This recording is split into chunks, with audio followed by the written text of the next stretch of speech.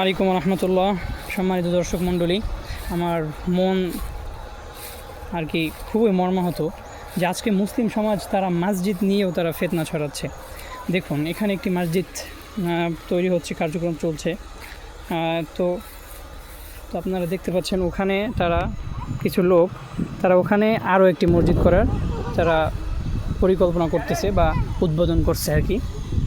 তো আপনারা দেখতে পাচ্ছেন এখানে একটি মসজিদ প্রায় অর্ধেক কার্যক্রম সম্পন্ন হয়েছে, কিছুটা বাকি আছে।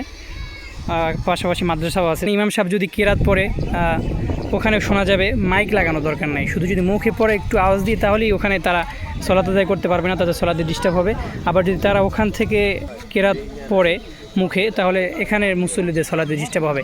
তো সম্মানিত দর্শক শ্রোতা, তো এটা একটা ফিতনা ছাড়া আর কিছুই না আর কি। এটা একটা বড় মারাত্মক ধরনের ফিতনা। শয়তান এটাই চাচ্ছে যে মুসলমানদের মাঝে দ্বন্দ্ব লাগিয়ে তারা শয়তান আর কি জিততে চাচ্ছে, সফলতা লাভ করতে চাচ্ছে। তো আপনারা মানে তাদের একটা দাবি কি, তারা বলে যে আহলে হাদিস এরা ভ্রষ্ট, এরা মুসলমানই না। তাদের মানে দাবি হচ্ছে হয়তো বা এটা, আর না হয় তারা মানে আমাদের মসজিদে তারা সলাত আদায় করবে না, বা আমাদের মসজিদকে তারা ঘৃণা করে, আমাদের রাস্তা থেকেও তারা হাঁটবে না, এরকম তারা মন্তব্য করে। যখন তাদেরকে বলা হয়েছে যেখানে একটা মসজিদ আছে তা সত্ত্বেও কেন আপনারা ওখানে মানে মসজিদটা করতে চাচ্ছেন, তখন তারা বলে আমার জায়গা, আমার মসজিদ, আমি করব। অথচ মসজিদ কিন্তু আল্লাহ সুবহানাহু ওয়া তাআলার ঘর, সেটা কোনো ব্যক্তি তার নিজস্ব দাবি করতে পারে না। যদি সেটা দাবি করে তাহলে সে কখনোই এটার মাধ্যমে নেকি লাভ তো করবেই না, উল্টো এর মাধ্যমে তার গুনাহ লাভ করার সম্ভাবনাই বেশি।